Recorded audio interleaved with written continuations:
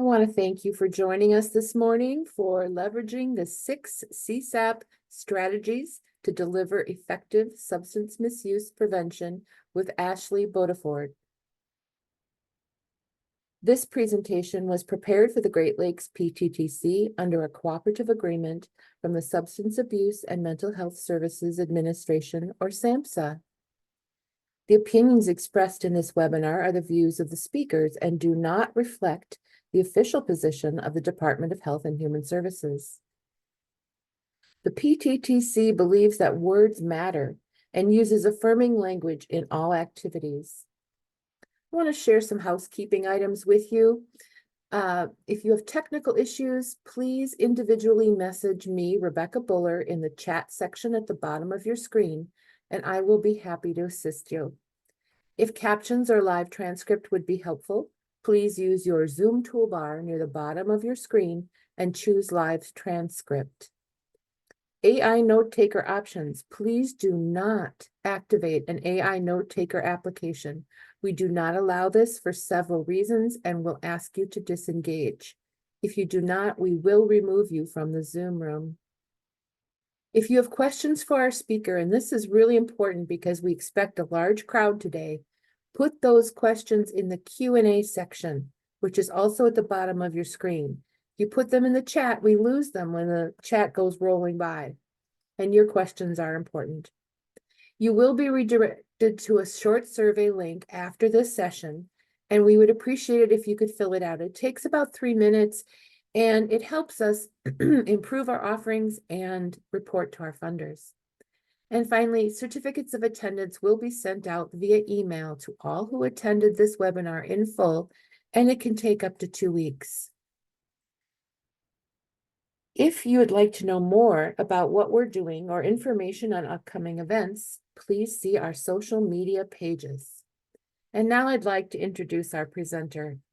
Ashley Bodeford is the Director of Prevention at LORADAC, where she develops, implements, and maintains effective prevention services for Richland and Lexington counties in South Carolina.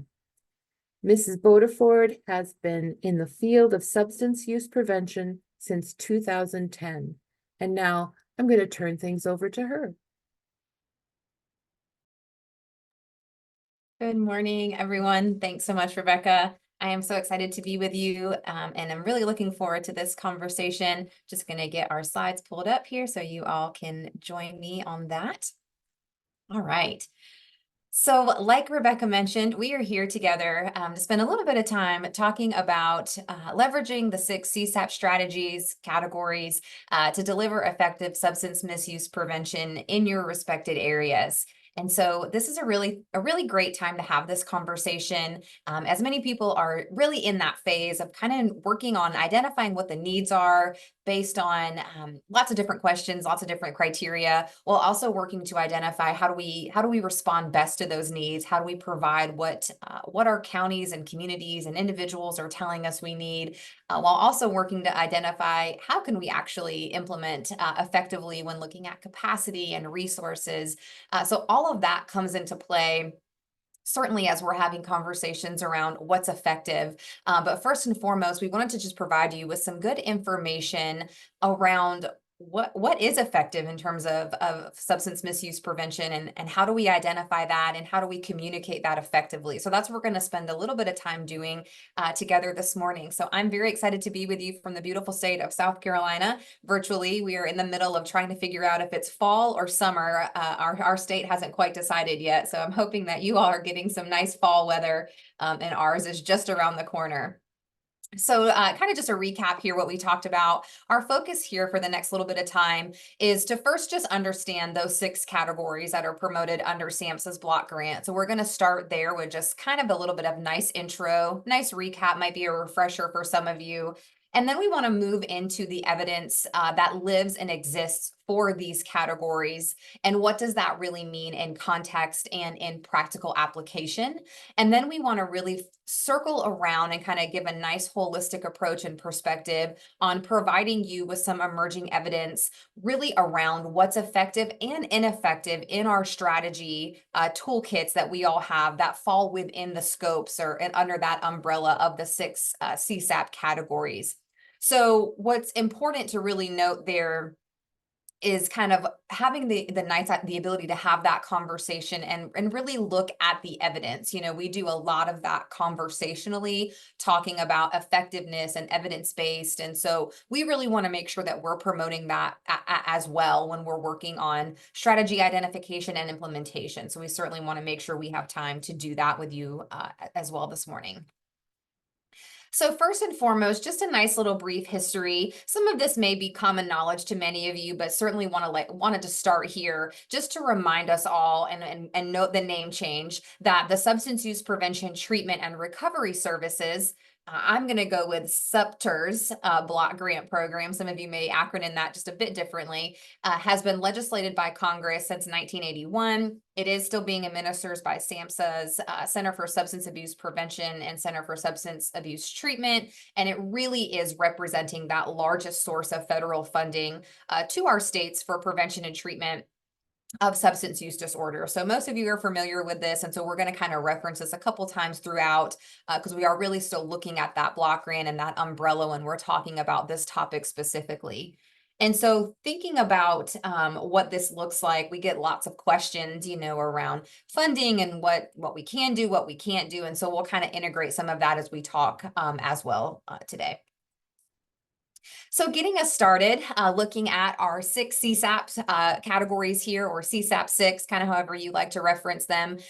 We wanted to just start with the basics, right? Really just get us thinking about what are those categories before we kind of jump into definition, examples, evidence, things like that. So just starting with the basics and a nice reminder that we do as prevention professionals and as subgrantees of that block grant are required to have some specific criteria and specific things around implementing these categories. And so reminding us that these are the 6, right? So we have information dissemination, education, positive alternatives. That's a little bit of a name change too. Some of you may be familiar with alternative activities. That kind of comes in hand here. Environmental, community-based process, and then problem identification and referral is the 6. So that's what we're going to be focusing our time on here. And we're going to do a little poll with you just to kind of get some information, and just curious for you to participate and ranking kind of how familiar are you with the 6 CSAP categories? What does that look like? And just a quick answer here. I'm really familiar. I'm kind of familiar a little bit, or I'm very much not sure. What does that look like for you guys based on where you're coming to us from today?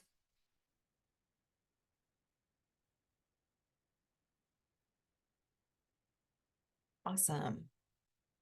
Getting some great feedback.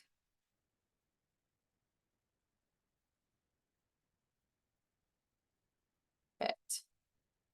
All right, so it looks like we're landing at about somewhat familiar as kind of the takeaway there, the main answer, which makes a lot of sense, right? That's kind of why you're joining us today. So it's great to have that vague or somewhat familiarity with kind of what we're talking about, so that we can kind of have that great conversation. For those that are not totally familiar or have a little bit of information, I'm certainly hopeful that this time together will give you a bit more insight into these categories, what the evidence looks like, and how you can be the most effective moving forward with implementation in your respected areas and communities that you're representing.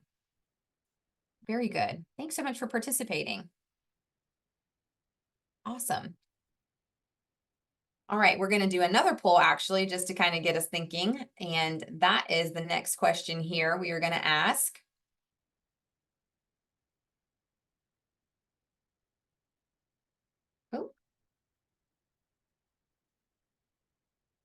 Oh, too fast. So sorry, excuse me. Our second poll question is asking, what are the key questions that you currently have about the 6 categories that are required under that SUPTRS block grant? And so when we're looking at this one, really kind of curious, where are your questions falling? Is it more with question A there around what is the evidence for interventions that are falling within those categories? Is it more on can outcomes be achieved for communities implementing these interventions? More in the C category of under what conditions might the use of these interventions be effective? Or D, maybe you just have some other questions that don't really fall within that scope, just to kind of get some general information if you could tell us. Rebecca, it looks like the poll showed up and then it didn't. Can you Oh my God. relaunch it one more time? Thank you.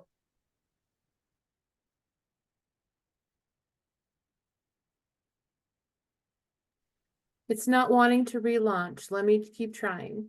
Well, There we go. oh, there we go. Do you see it?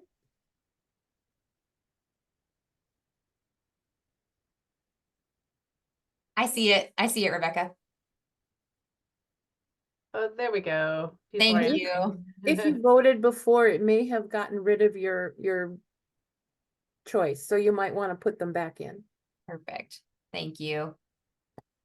So if you could just take a second and give us some insight onto what kind of questions are you looking to have answered today about this topic? Perfect.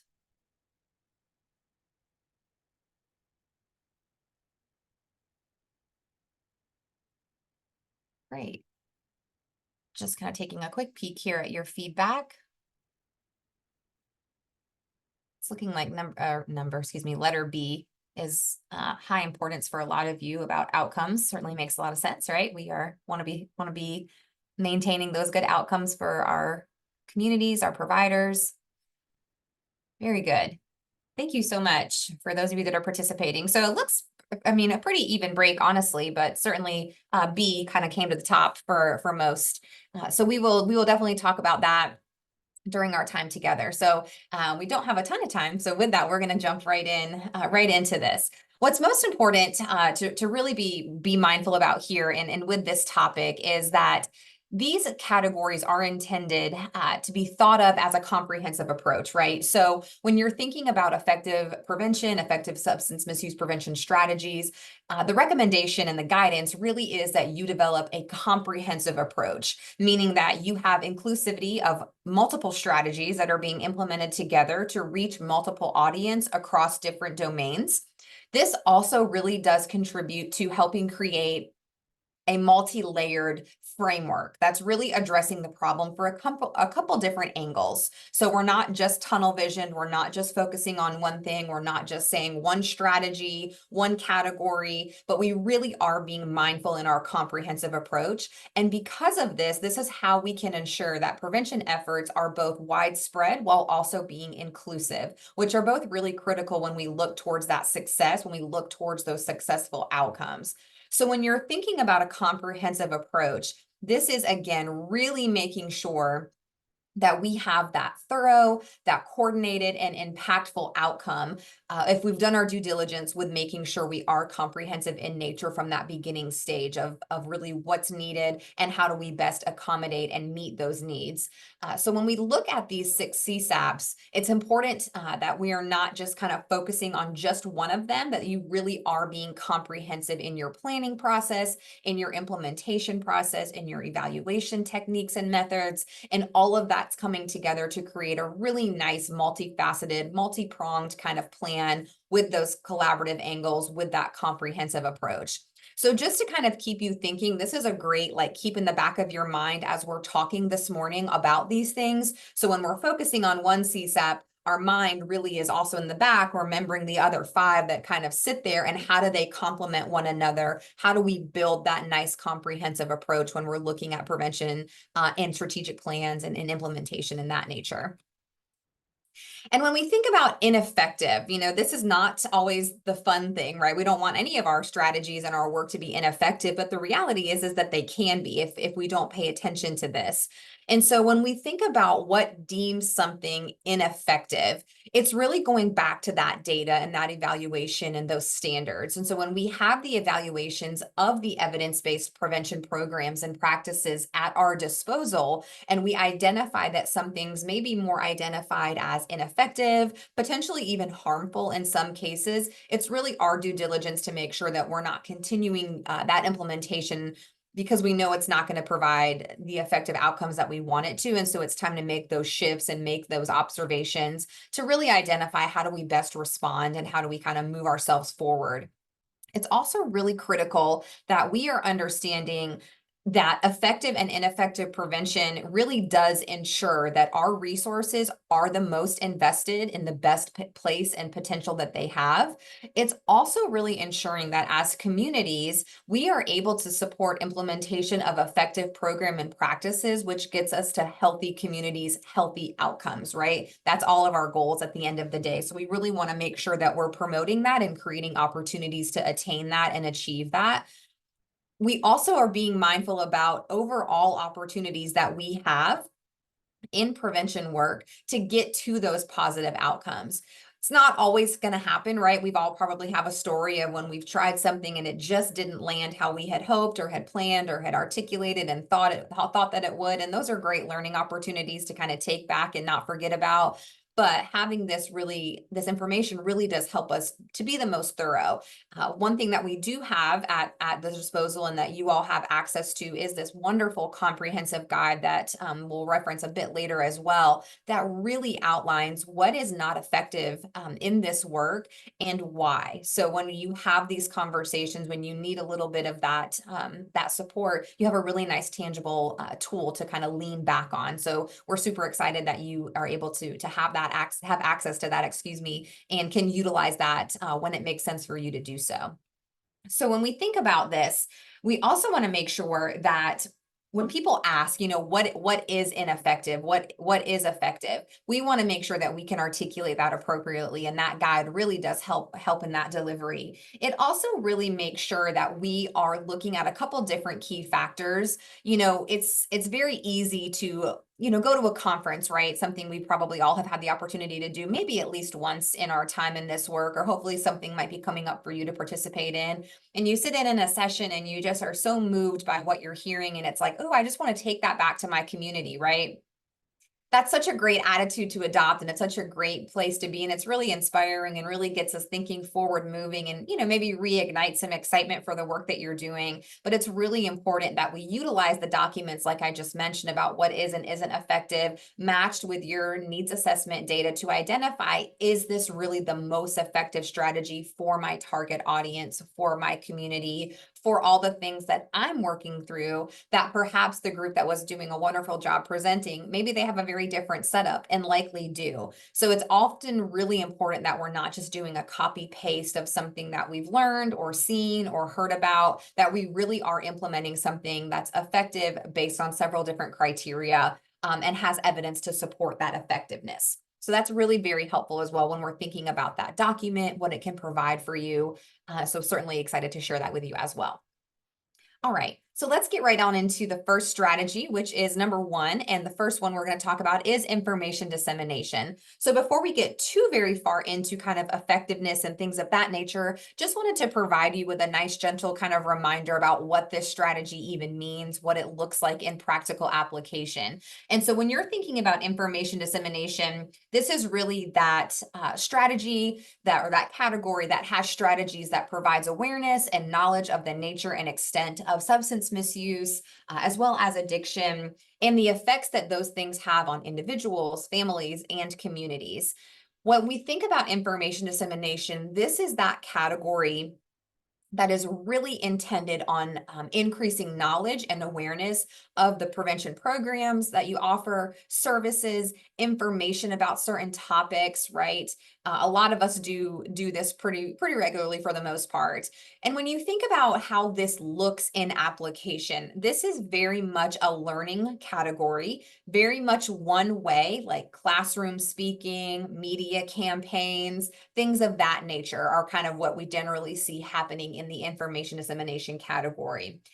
There is some evidence around these things, and kind of what the effects information dissemination can have on target populations and communities. And so looking at what you have identified as your problem or your priority area, and how ready that community is, and the target of that, and the target group specifically is where we identify when categories kind of are going to make the most sense and where they're going to fit, because of the outcomes we're hoping to get to. And so information dissemination often does come up in that capacity. Now, when we think about ineffective information dissemination strategies, these are these things that we're talking about. So known as kind of like the passive strategy, right? And that's really where we see the one-time assemblies, the one-time events, the one-time come and talk to a group, kind of like a one and done situation. Those tend to be on the ineffective side of the prevention work that we're doing.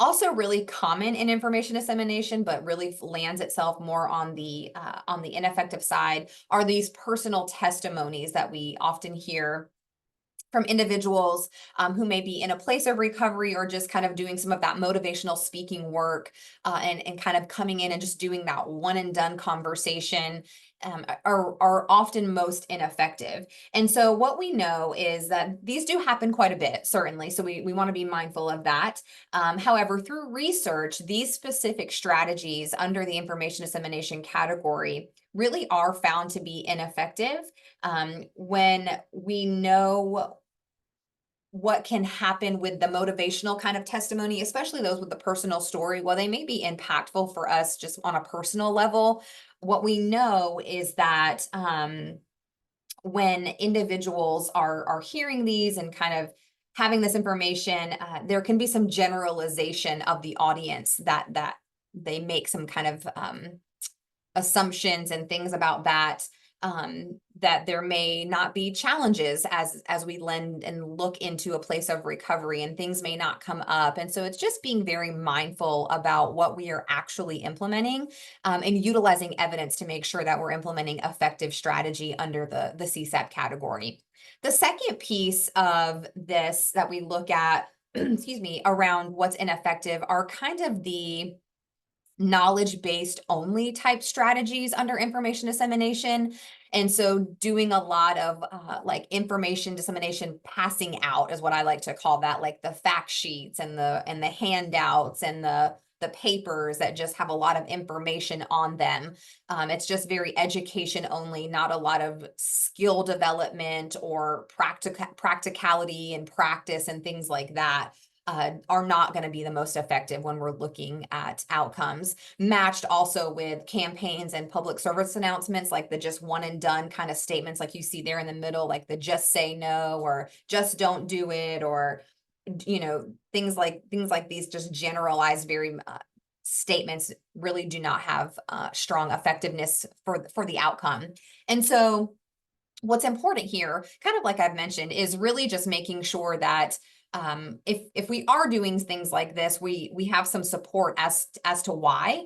And if you don't, then this is a great opportunity for you to kind of take a step back and maybe do some additional data collection, some additional assessment processes as into what should we be doing instead of, or maybe what are our communities and targets a bit more ready for that perhaps we're not aware of, what shifts have taken place, and really asking, like, why are we doing the things that we're doing? And if we're not certain, again, a great time to have these conversations internally, externally, to figure out what is going to be the most effective as you move forward. When we also think about knowledge-based strategies, it's important to remember here that sometimes we can be guilty of too much information, right? Information overload, that it's really hard to even understand for a target population, especially for those that really don't have a lot of knowledge around substance misuse. For us, right, it's our everyday. So the language and the context makes sense when we hear certain things, but oftentimes we miss the mark a bit because we just do too much information, and it kind of misses who we're trying to land on there with that. Ashley, I just wanted to, we have a question that I think really fits well here. Sure. Maybe you could speak to a little bit, or maybe we could refer people to a resource. But one of the questions we have is that how can you do information dissemination without using scare tactics? How can we educate but not, kind of put out what we know to be ineffective, which is those scare tactics? And have you any thoughts about that? Yeah, that is such a great question, one that we have often, right? And so for this, it's really about providing factual information in a way that the target audience can receive it. And so the intention isn't to go in and to provide it with the intention of scaring, or to only provide the worst of the worst scenarios and the scary situations, or if you do this, then this will happen kind of statements are not going to be effective. And so it really is just saying, we're providing factual information. We're giving you an opportunity to kind of learn and hear, digest this information, and maybe have some opportunity to do some question and answer in real time as well. Sometimes that doesn't always follow suit. It's just we walk in, we share, and then we kind of go out, or have done that. And so maybe the ability to insert some opportunities for some real two-way dialect and conversation could be a bit more effective than here are all the dangers, here are all the scary things that can take place, versus here's what we know about this. Let's talk about this. How can we make you a bit more comfortable in, developing refusal skills, or providing alternatives that could engage you in a way that's a bit more healthy and safe, versus with substances. So things like Right. that could certainly come up, but Yeah. definitely can be difficult. It's also in the way that it's delivered and perceived as well Mhm. correctly. So for So sure. Ashley, I think that's great. And we do have a lot more information in that document you can Yes. find on what doesn't work. I think Yes. it goes a little deeper on the research around why scare tactics don't work and how we want to make sure that we can provide information without doing that. So it was a great question. Thank you for Definitely. asking that. Um, there's a couple other questions that I just think really can be answered by the reminder that we know that doing things in a comprehensive way makes information dissemination more likely to be useful and important. So if you're doing information dissemination along with drug education, along with environmental strategies, it's going to be much more effective and really as a part of that comprehensive model that we've talked about. And someone's kind of asking about research. Again, the depth of research, if you're looking for it, really is in that document that you have. You can see. And Chris just put it in the chat. Thank you so much. We'll also send a link for you. So absolutely, you can find that kind of depth of research there. Yes. And again, anything that kind of stands alone or is there by itself is much likely to be less effective. So I just wanted to cover some of those questions while they jumped in, and it was really timely. So thank you so much. Yes, yes. Thank you for your questions. Definitely good ones for sure. So let's shift a little bit and talk about effective. When we're thinking about effective information dissemination strategies under this category. And so when we talk about this, just like Erin mentioned, so it really does, and we don't want to be repetitive, but it needs to be repeated, that it really is intended to be in that collaborative kind of approach. So we would recommend that if you're implementing information dissemination, you are doing it in tandem with some other of those 6 CSAP categories with some effective strategies as well, not just as a standalone. So when we're looking at effective information dissemination strategies, very much focused on like education as we relate it to risk and protective factors, right? So how can we bring back information about this to create that level of change, to create that understanding, to create that effective prevention model can be effective. Also, when you're thinking about action focused, so I referenced just on that last slide, when we're just doing like a quick pass out and it's just a basic information and there's not really skill development or anything else happening in addition to the information being disseminated, that's when we get more on the ineffective side of the house. When we're doing it with action-focused information, so we're providing information and providing context, and then also matching it with the ability to practice a skill, practice what they've learned, really develop that large skill building, that's when we have a bit more of the effectiveness kind of coming through. But again, really being mindful about the collaborative, comprehensive approach is really how you need to be thinking about how you integrate this.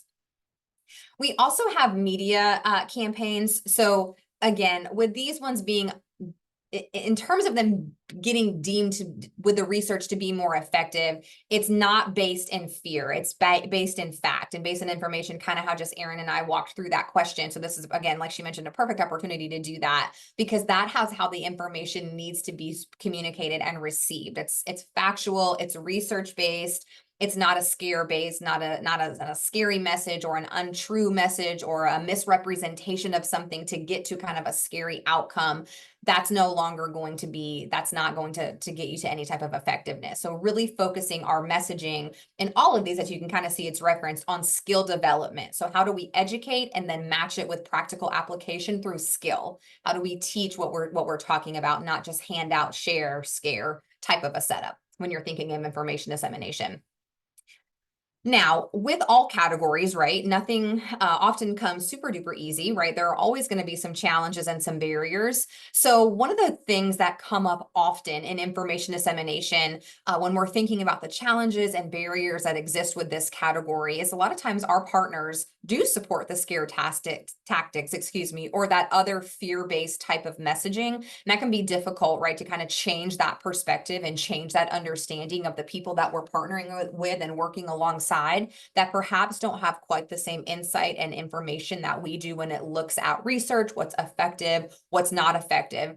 So sometimes we're going to have to do a little bit more on that end of communicating that when you are working collaboratively to develop a prevention plan to ensure that it doesn't include things like this. And sometimes we may get a little pushback on that, certainly, as well as some barriers and challenges around just exaggeration of substance use norms that really is going to lead to some misperception in really what peer use does look like. So what we know, and certainly you all probably are familiar with some of this too, is that really norms do guide behavior, right? And so when we have those norms present, we're going to see that perceptions can often lead to that increased use, right? Like I perceive that the majority of my friends are misusing, or my classmates or whomever, and that can ignite some of that desire to do that here. And so with the barrier of information dissemination, if we're exaggerating that, again, going back to that scare tactic, that fear-based stuff, the exaggeration can really be doing more harm. It's really not benefiting anyone, right? So the intent isn't to scare someone into hopefully changing their perception. The intent is to educate, show them how to implement the skill that we're teaching to get to that changed behavior, that changed perception, that accurate perception of what we're speaking and teaching about. When we also think about this, we also have opportunities for solutions, right? So what we know here is that for information dissemination, we have the ability to ensure that this can be the most effective when we identify opportunities to develop and implement messages that, again, are combining knowledge and skill. So teach me something and show me how to do it is what we're talking about being effective, not just tell me what to do or tell me what you want me to know or what you think I should know about this topic. It's very much twofold in collaboration with some other comprehensive strategies as well. We also have the ability here to do some really nice teach styles is what I like to call them. So opportunities for participants to practice. And, a lot of times you'll hear that it's called like a role play, right? Really being able to say, this is what we learned. Let's put it to use. Let's give you the opportunity to really do it so you feel comfortable, confident, equipped to do it well. Just telling someone, to do something or say something doesn't build that skill set truly internally, like we're talking about needs to be done for effectiveness. So it's important that we have opportunities to integrate that when you are going to focus on this type of strategy and category. It also makes us have the ability here with some opportunities to really educate our partners, right? I mentioned a second ago on the barrier slide that you may get some resistance and some feedback and some feelings about doing something a certain way. This is a great opportunity for us to come with data. The document that Chris has linked for you and Erin referenced and I referenced earlier, utilize that, right? That's research-based, that is factual information. And so this can really help on that education front as well about what's the most effective, why we do things a certain way versus why we do not, what we know is effective, what we know is ineffective, and what can happen when ineffective strategies continue to be implemented, really doing that more harm than we're here to do, right? So really important when we're thinking about information dissemination category, what that can look like. So we're gonna keep moving along here. We're gonna shift to our second CSAP category, but be mindful about you do have a lot more information at your disposal with that resource guide that we've referenced, and kind of really thumb through that and look through that and identify kind of what makes sense for your specific area that you're focused in. All right, so CSAP category 2 is education. So here again, just that nice reminder about what this strategy, what this category, excuse me, even means. So strategies under the education category really are focused with an aim to improve our critical life and social skills.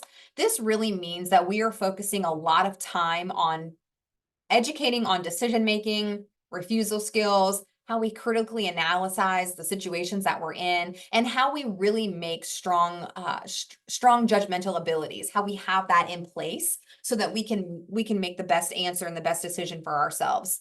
This also does allow for some teaching of that ability to interact and ask questions, right? So because we know that this category differentiates a bit from education in that capacity, because it really is more two-way communication with interactions between an educator or a facilitator, however you like to think about it, and the participants in the room or in the audience, or however your setup may be looking. So this is very much rooted in that knowledge and social skill build kind of simultaneously happening. So what we often do is really look a lot on how we can build resilience, right? So kind of rooting us back to risk protective factor, kind of how can we build that up to create that strong foundation through this type of category, through strategies rooted in education. And so thinking a little bit about how this can be effective versus ineffective is kind of what we want to explore here next. So this slide does just that. So this gives you a nice little overview. Again, more information in your document, but a nice overview here to get you kind of thinking on what is deemed effective and ineffective when we're looking at strategies under the education category of the CSAP 6. So when we're talking about effective, we are talking about really focusing on our priority population. So we've done that due diligence to identify this is our target and why, and this is the best education component to match that target specifically. And we're doing it with fidelity maintained. Or if we've made adaptations, we've noted for them, right?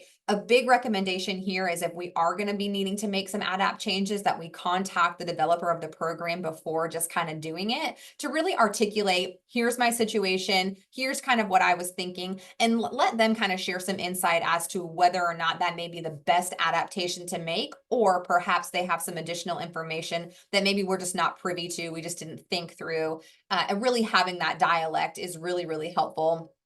Any opportunity that I've done or I've had with this, I've always had really great experiences in contacting the developer. They've been really open and understanding and very intentional in the feedback that they've given. So I certainly would recommend doing that to ensure that we are maintaining that effective education implementation. Now, when we move to ineffective, what the research is really telling us, again, utilizing our document there as well, a couple things really are not going to be the most effective when you're thinking about an education strategy here is this kind of the substance use experience simulations. So having things like the mock car crashes or the use of fatal vision goggles or kind of like the big reenactments or things like that. They tinker a little bit on scare tactic, and then they just don't provide the effectiveness that we do when we have other opportunities under education. And so what we know here is we think about like the myth busting as well, right? You see that referenced. So when we bring myths to the forefront, we make the myth more memorable than the actual fact. And so kind of approaching it from that, like, we're here to, rock your world on on cracking the myth, really is not the most effective way to communicate education. It really is just to share the fact. Certainly there are great trainings around like effective facilitation. So effective ways to engage and communicate with the audience is important. And so it doesn't always have to kind of look a certain way. And for each target group, it may look a little different, certainly.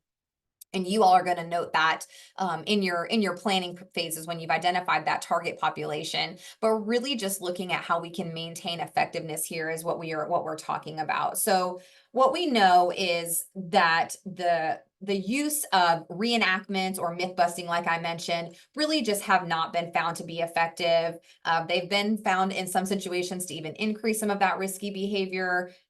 Again, can be more ineffective for those that are already identified at higher risk. And so it's just good to identify what's going to be the most effective in utilizing the data that we have at our disposal now, right? This is such an awesome opportunity to have this information to really articulate. We know that this is effective and this is why it's effective. And this is exactly why we're going to move forward in this capacity. Having that conversation, several years ago, we weren't able to do that. We were just kind of all in this place of kind of figuring it out. And certainly that's how things have to start, right? So understanding that, but now we have a really comprehensive toolkit that can help us identify what's going to be effective. And so utilizing it is of such value to you.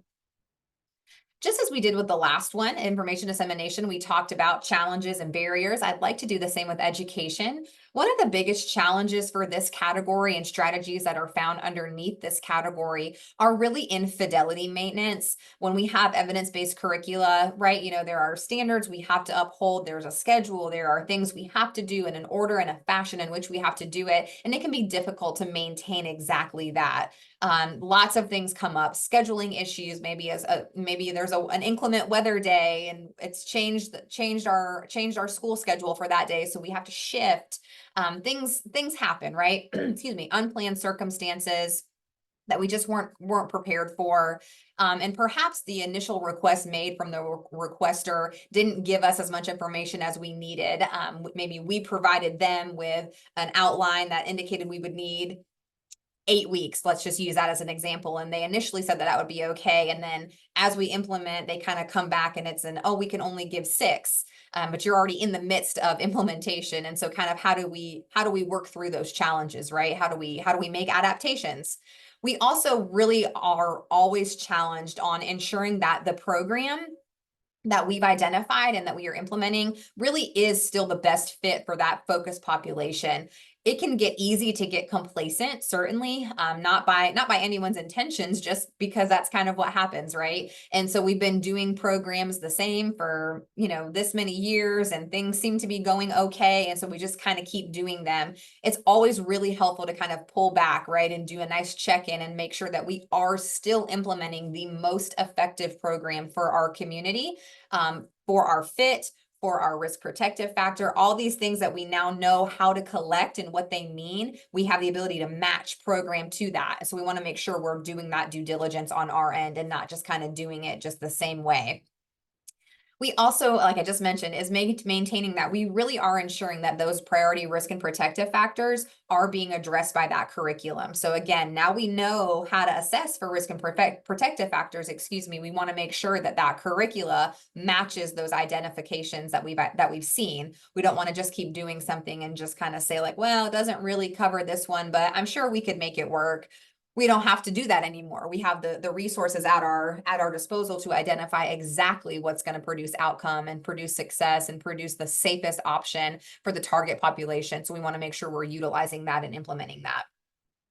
We also know that there are going to be some opportunities, right? We have some solutions. It's not always the bad stuff. So just as we did, we want to do this here as well. What we also want to be mindful about here, so I mentioned in that last slide that oftentimes we are limited by the requester, right? Someone tells us we have full range, but we really kind of don't. And so an opportunity, and something that most of us are probably already doing on the regular, but this is just a great reminder, is just having that very clear communication at initial request, right? So we have to articulate, for us to do this, these are the things that we need to make sure are in place. We have the priority population as our target. We've identified the risk and protective factors, and we're going to address them and talk through them. We've identified the time that we need to implement this program to fidelity, this strategy to fidelity. We aren't really going to have adaptations intertwined as best we can, right? We have the ability to confirm ahead of time that we can collect some data. We have a standard data tool that we're going to utilize, and we have permission to utilize that data tool and get that collected that collected. I'm thinking like a pre-post type situation, perhaps, just as a quick example. But we don't want to have to identify these things in the midst of implementation and then hit roadblocks, because that's just going to deter the outcome, the effectiveness, which is not what any of us are there to do. So while this seems like, oh, of course we would have these conversations, just sometimes it can be easily forgotten. It can be an oversight. Things aren't planned for, things can kind of come up, and all those things kind of can piecemeal together and just create more of an ineffective outcome than what our original intention was with the effectiveness that we know it can bring. So just thinking through that here a little bit, when you're thinking about solutions and opportunities to make sure that this education category remains the most effective by doing things like this. All right. Sometimes we get questions here too about like, how would I know? This is a great opportunity to have some readiness assessment in place, some capacity building opportunities. So obviously other resources for you to look at to talk about how you do those things. We don't want to take too much time there, but sometimes that may pop up. Like, I'm just not quite sure if my partner that's requesting has an understanding of this. It's a great opportunity to do some readiness assessment and figure that out again before we push right into any type of implementation. So good opportunities there as well. All right, moving us right along to number 3 is the positive alternative strategy category. And what we have here is our reminder that positive alternatives are what provide opportunities for our priority population to really participate in activities that are healthy and safe, but that primarily are exclusatory of substance misuse. And so what we know is that assumption is that constructive and healthy activities can provide positive alternatives to any type of drug use or any other unhealthy behavior and decision. We know that they kind of can stack and match, right? And so these do provide some fun opportunities, some challenging opportunities, and really some nice structure opportunity and activity under this category with a proper supervision. So the target population, the priority population, really can have the ability to have the option to engage and learn some things, engage in some positive activity and skill building.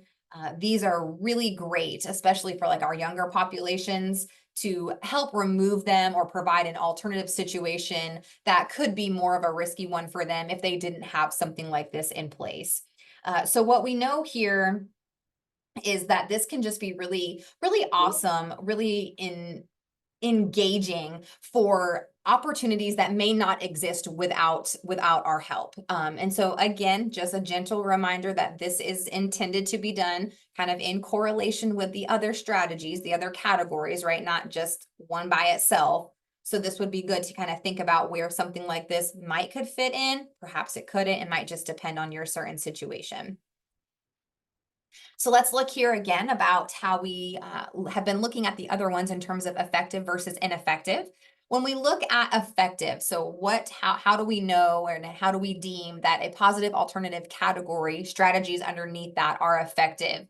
They really, again, implementing them following as part of a comprehensive prevention strategy. So they are not done in isolation, right? They kind of need to be a part of something bigger, but they are going to look like alcohol and other drug-free social and recreational events. There are so many creative opportunities that I have seen in my time in this work, like a fifth quarter is something I've seen happen a lot, like something that happens after a football game. So there's 4 quarters in a game, and then you have a fifth quarter, and that's that opportunity to kind of socially get together with substances not available in a safe, structured, monitored environment and do things that are fun and engaging, right? Things like that can happen. Maybe something like an after prom event or something circled around something else that's popular in your communities. You all certainly know those best. But something like that could certainly be effective as part of a larger prevention strategy.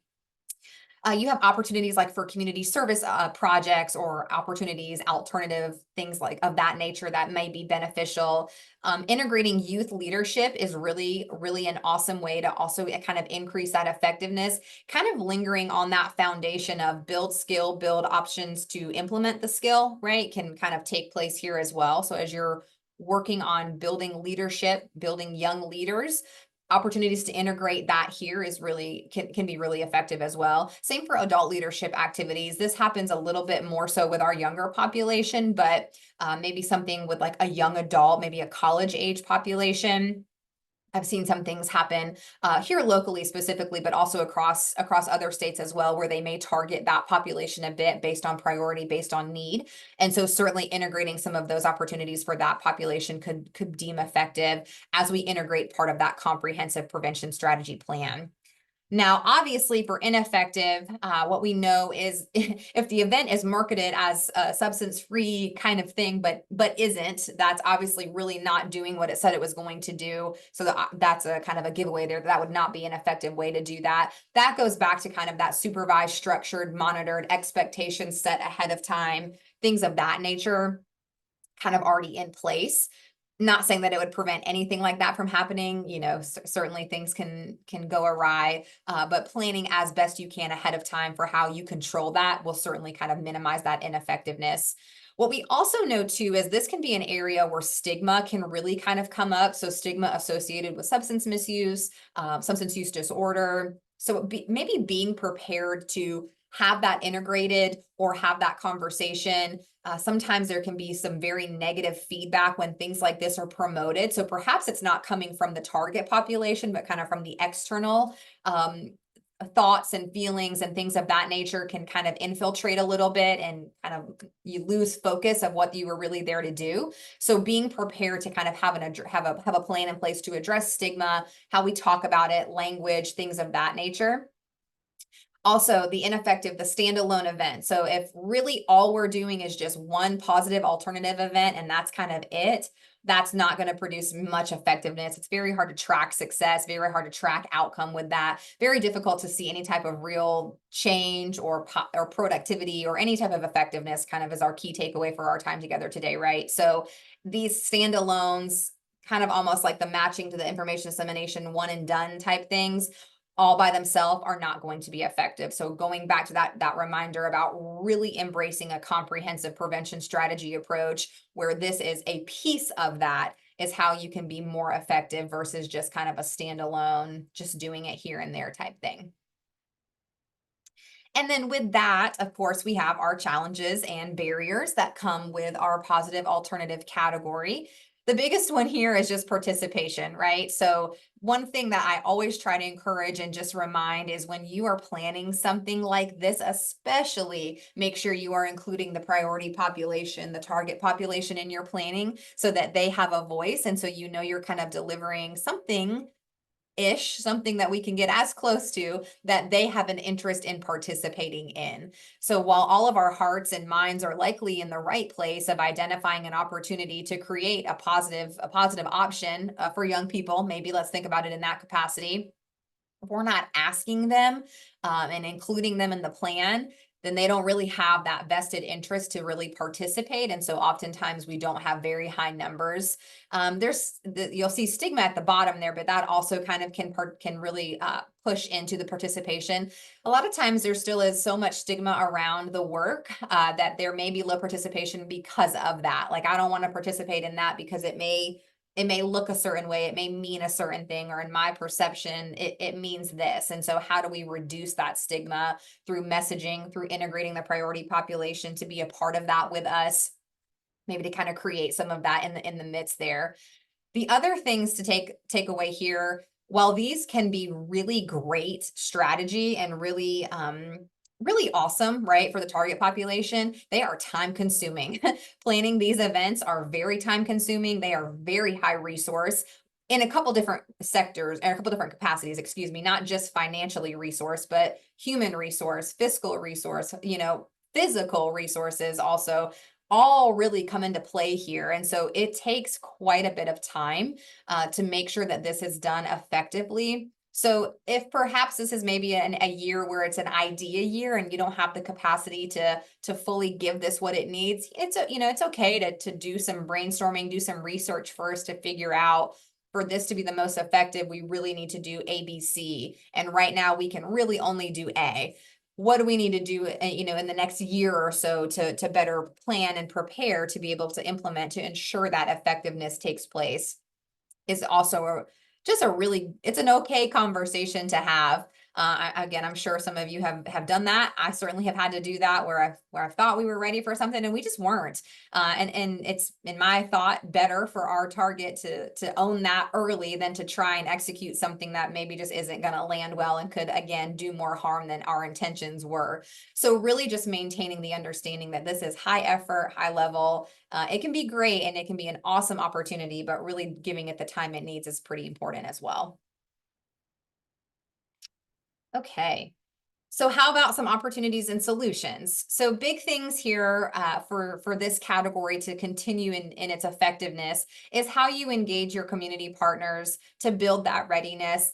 Again, I mentioned these are high resource, high time, so it's difficult for someone to do this in isolation on their own. This is one of those strategies that really could be beneficial and really should be done as a kind of in a partnership type thing. How we also can integrate some stigma reducing messages within the event can be really great in terms of opportunities for how I feel like we're always looking for ways, right, to integrate that stigma reduction. This is a great opportunity to do that. And then how can we partner with others, right? Perhaps a couple of us all have some similar ideas and we all have some resources, but not quite enough to give 100% to just this. But collectively and collaboratively, we could all do it well if we come together. So what a great opportunity to work together and get that collaborative approach to share resources, to share priority, and to all get to outcome that we're all really wanting to get to can happen really nicely here. But just giving it the time it requires is also really important. And maintaining that it is part of a nice comprehensive prevention plan, not just this by itself is, again, we know that will not be the most effective if we did it in that capacity. All right. Moving us to the second third of our strategy category list is environmental. That is number 4 on for our time together today. And so, excuse me, when we're thinking about environmental, this is really that category that is rooted in the creation, the modification, passing of written or unwritten codes, any type of legislation, any type of ordinance work, policy work, regulations, all rooted to impact substance misuse, kind of in a general population. And we'll expand on that in just a second. But that's really what this strategy category really is focused on, is that creation and modification, any type of policy, legislation, things very high level, right?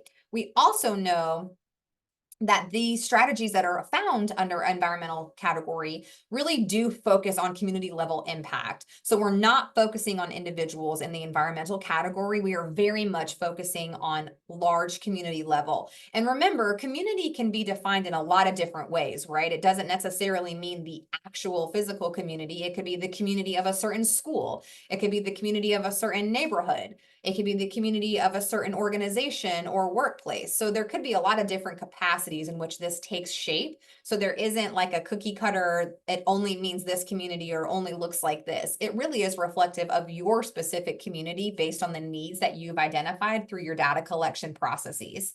And so what we know is that this is really so aimed at the settings and the conditions where people are living, working, and socializing.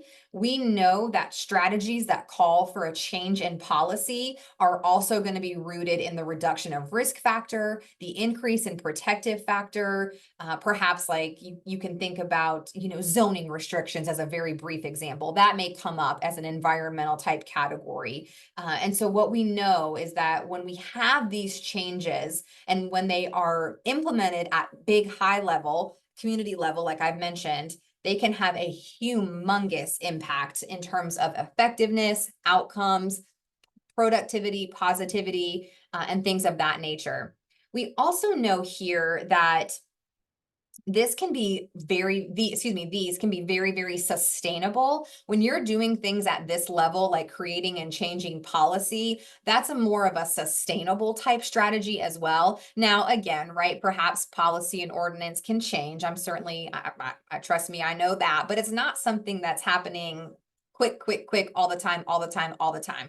Once we get it, it lives, right? And then we review it, we assess it, we ensure that it's still where we need it to be. And if changes need to happen, we have that conversation. But these are very inherently sustainable strategies under the environmental category. So let's look at some effective versus ineffective. When we're thinking about what's effective, again, part of that comprehensive prevention plan, so this wants to be kind of in tandem with other things.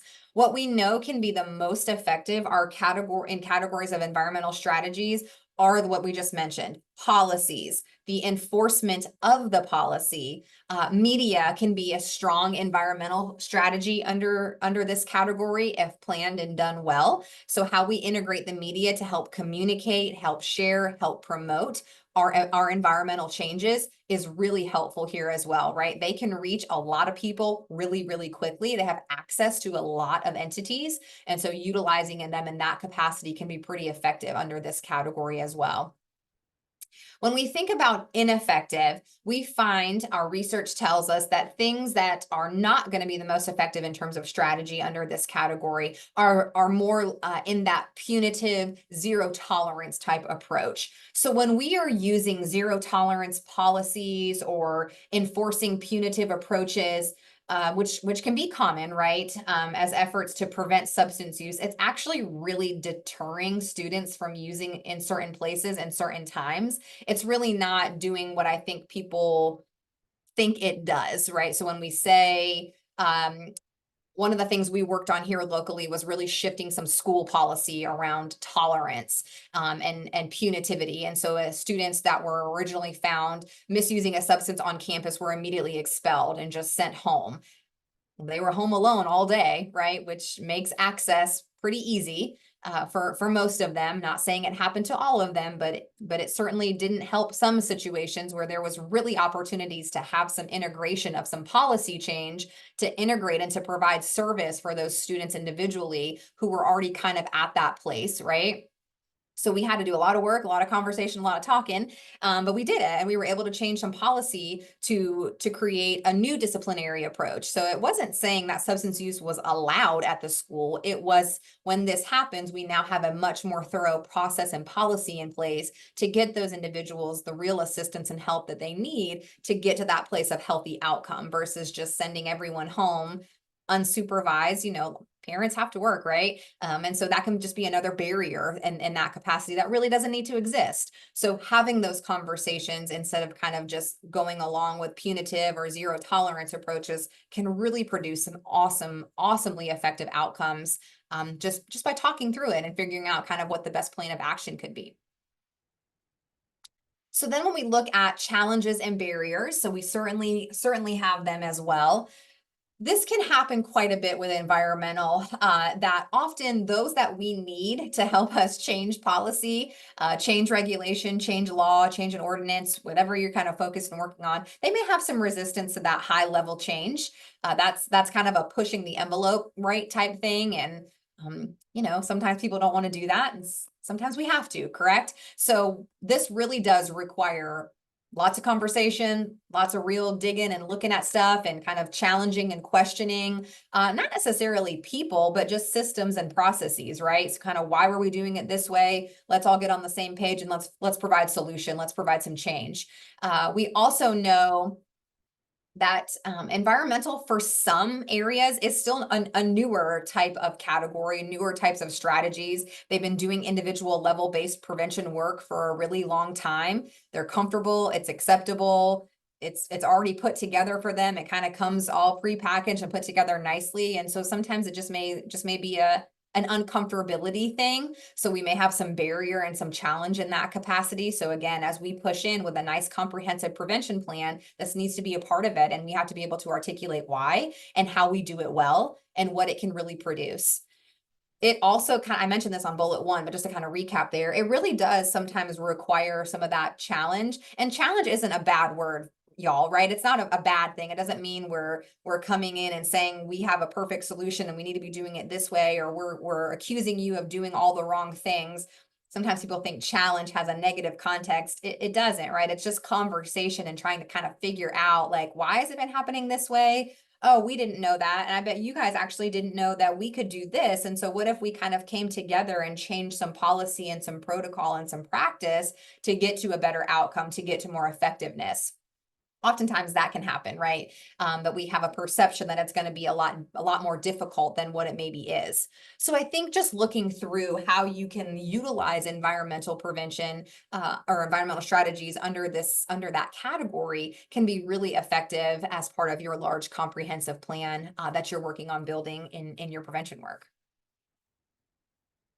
And then some opportunities. So this does help for some norm change. Some cultural practices may be influenced in a positive way as we work to create those healthy, safe communities. Again, when you change law policy, it can be long lasting. It's inherently sustainable, and really having some opportunity to identify partners is going to be critical, for the success of this. Oftentimes we're not able to fully do this one all on our own. We can come with information, but we do need those people in those places that are going to be able to help us make change on that environmental scope at that environmental level. All right.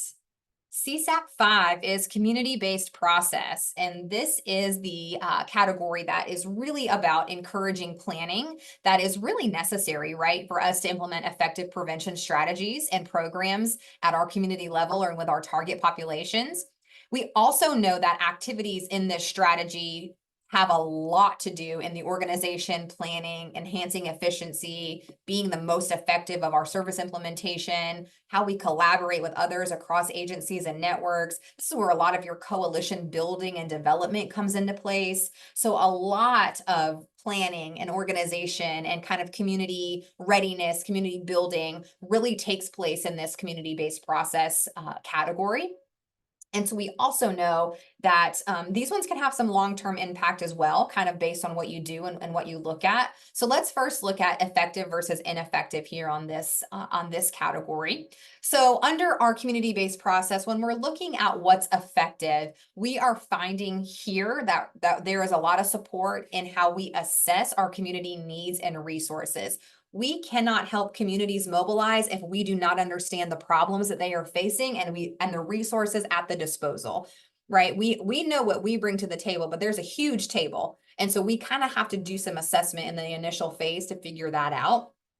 And that's where that multi-agency coordination and collaboration and systematic planning really nicely interacts and intersects and comes into place.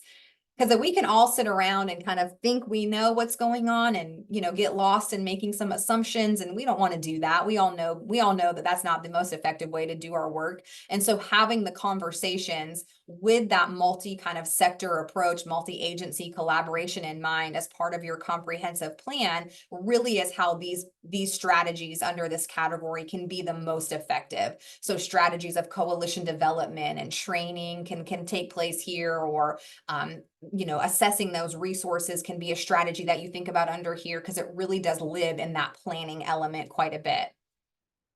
What's ineffective is when we are going to have activities at a community level with lots of differing focus, right? And so what's helpful here is how we keep our objectives clear, so we know early on kind of what we're focusing on, the purpose, the goals, kind of what our overarching kind of desire is to get done here. And we're all on that same page. So when we kind of get to a place of implementation, we're not still talking about all the differing things. We've maybe identified some common risk protective factor, perhaps. We've identified some common priority and target population, perhaps. We've shared some resource allocation, ideally, and we've gotten past all of that. So that's how we maintain the effectiveness of community-based process. We all come to the table with lots to talk about, and working through it collaboratively and systematically is how we keep it clear and concise. We collect data, we utilize that data for our planning and our prioritization, we engage our community. All that kind of takes place, can take place through this category, through some specific strategy as well. And then we have barriers, right? We've got some challenges, we've got some barriers. The big one here for community-based process is we can't always track outcome, right? So community-based process, sometimes it's not always going to be rooted in, because we did this, we saw an XYZ change. It can often take shape in, after we created this, we saw some change. So we'd like to think there may be some cross connection there. It can just be difficult to have direct correlation. Not saying it can't happen, just saying that the tracking of the outcome can be a little bit more challenging than maybe in some of the other categories. This is another one of those strategy categories that takes a lot of time because planning is so heavily involved in this, and it's required really to be effective that we have to be able to give that planning time that we need. And if our community isn't ready to address the problems, then we're going to have some barrier and kind of connect that back to stigma, some challenge, some resistance, and kind of in that capacity as well. And so some solutions and some opportunities are how we can work as prevention professionals to identify effective ways to really communicate those findings associated through our assessment. So get data and share it, right? Don't get data and keep it. Get data and have opportunities to engage in conversation and share what you have found, and identify those individuals that are going to be willing to collaborate early on really supports that buy-in and that collaborative approach in your prevention planning efforts. And then our last and final CSAP category to talk about today is the problem identification and referral. This is the opportunity in the category in which we are identifying those individuals who are exposed to multiple risk factors, as well as identify those who have experimented with substances and assess whether their behavior can be reversed through education or if they need something different, right? So it's just a good reminder here. We're not doing an actual assessment for treatment services here. These strategies are found in a different type of assessment and then a referral as it may be needed, which you're going to see right here on this screen before you. So what we know can be effective types of strategies under problem ID and referral category are employee assistance programs, student assistance programs, prevention screening and referral services, any type of opportunity to say, oh, we've had a little bit of risky behavior. Let's do a little bit of a referral screening, or excuse me, a screening process and identify if we can keep them in some prevention service or if perhaps they need to move to something a little bit more outside to the next area of that continuum, which again, if you see the shift here, ineffective is any program that's going to be focused on treatment services but marketed as prevention is ineffective. So if we're educating and saying that they can come to us and we're going to do prevention education, but it's really more of a clinically based thing, one, that's out of our scope, so we shouldn't be implementing that. But two, it's really going to be ineffective because that's not what this program is intended. This intention is for education to change behavior if we identify that it's appropriate. If it's not going to be appropriate and it needs to be a little bit more focused or specifically clinical, then that proper referral would need to be made. And with this one, we also have some challenges and barriers. Same thing what we talked about with education is once we get to the actual implementation of the program, maintaining fidelity is going to be really important. We have to make sure we're able to do that. Sometimes there can be some difficulty with outcomes and tracking, depending on how your program is set up. So if it's recurring, if it's not, all of these things are kind of things you want to take into consideration when you're looking at how you implement this, because it does have some impact in terms of outcome and what that can look like. And then we often know that staff may lack training to conduct the screening effectively, which we'll talk about in just one second. So we want to make sure that if we do have some of that barrier, that our staff are adequately and appropriately trained before we're implementing anything under that category. And we always have solutions and opportunities. And so we may be focused on that we are communicating programs and the requirements that they have before utilizing it. So SBIRT is our acronym for Screening, Brief Intervention, and Referral to Treatment. That's a really popular one under problem identification and referral.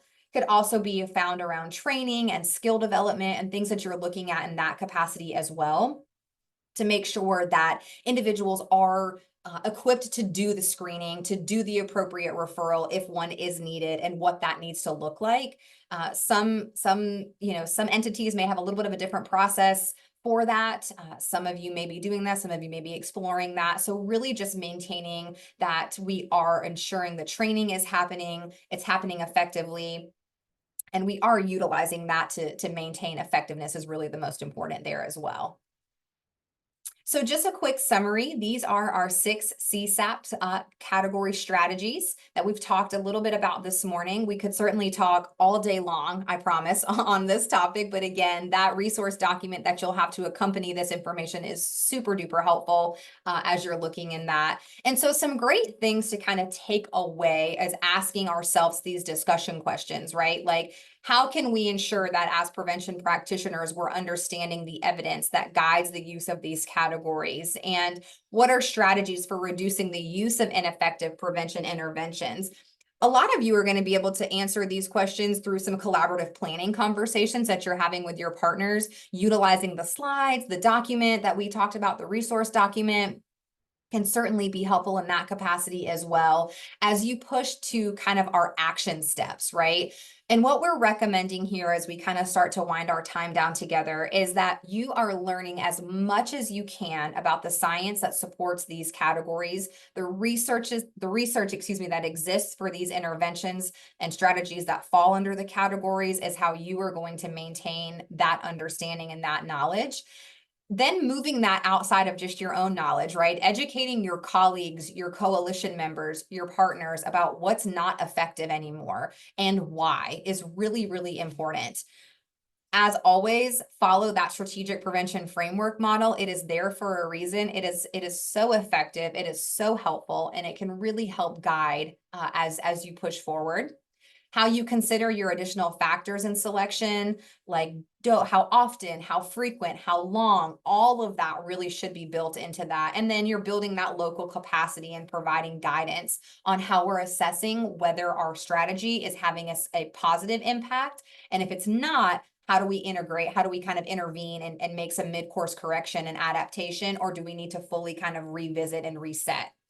That's okay to do as well, right? Okay, we have a few minutes for questions, and then I do want to make sure I pass it back to Chris so she can have some conversation as well. Erin, I'm going to go to you first just to see how we best want to do what questions are looking like. Yeah, actually, as the questions have come in, we have been able to kind of respond to those behind the scenes. Great. So it looks like we have those all answered at the time. If there are any other questions that people want to add there, we can do that.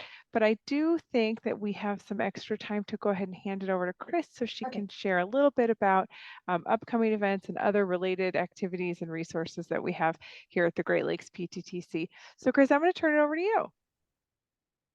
All right, great. Thank you. There was one question that came in just at the very end.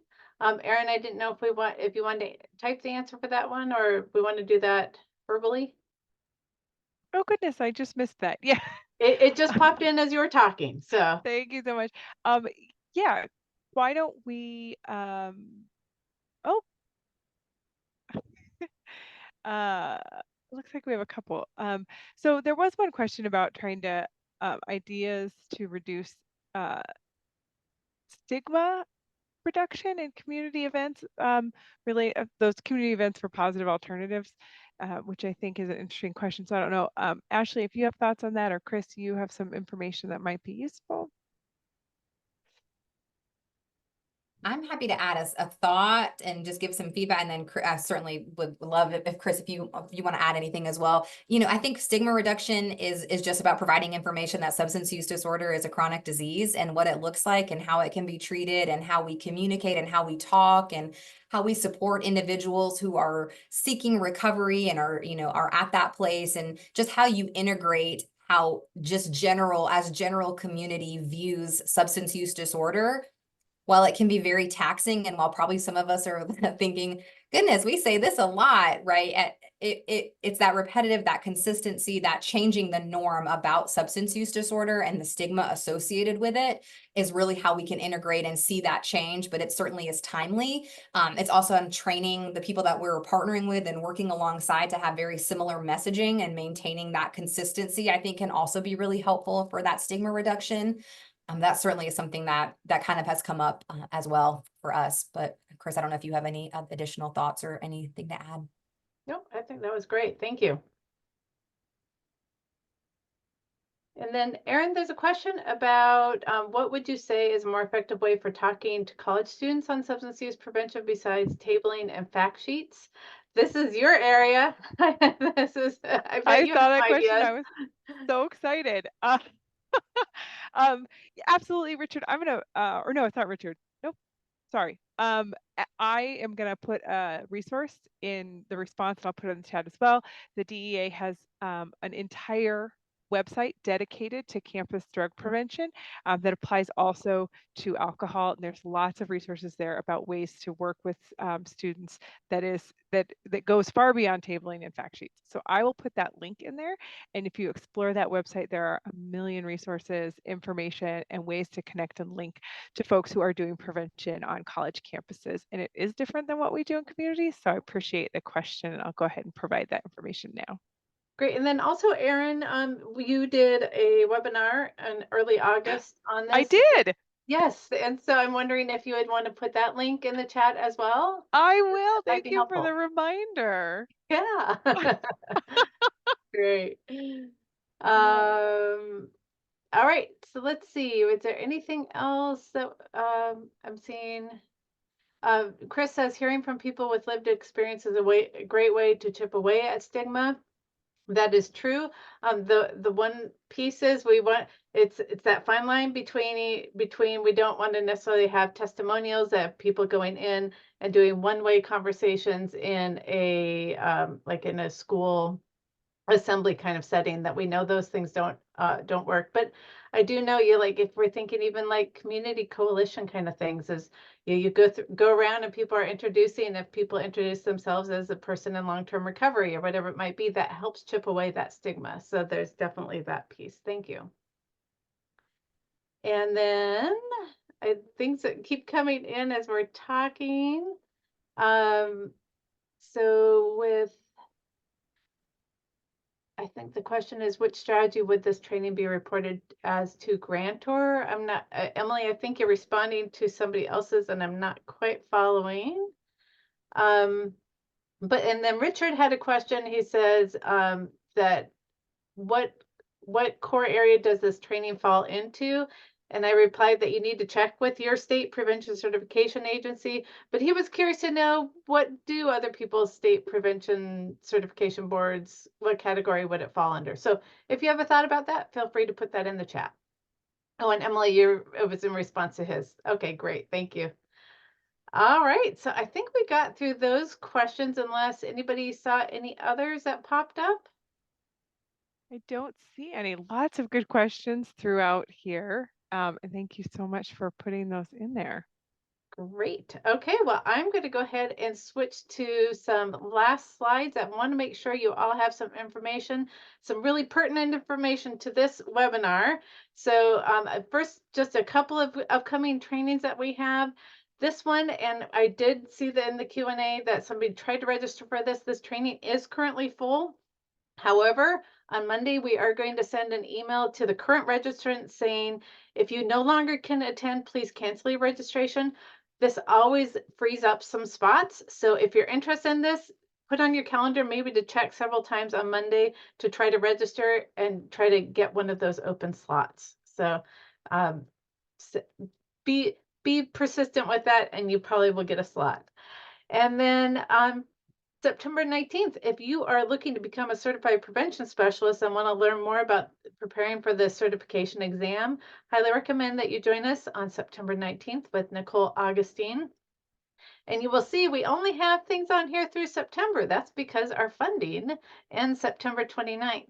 However, the fantastic news is we heard last week that we got the next round of the Great Lakes PTTC funding.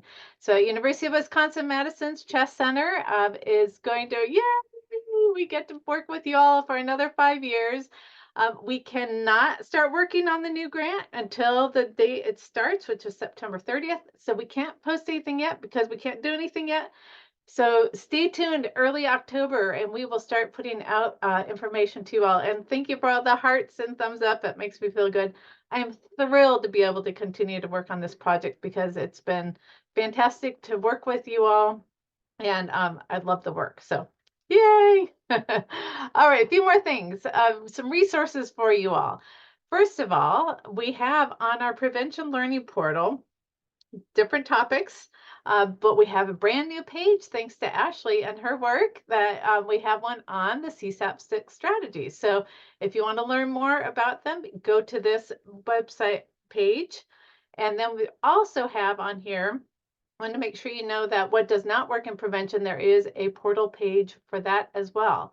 And once you click on each of these tiles, you get to a page like this, where it has information on what is it, learn about it, and take action.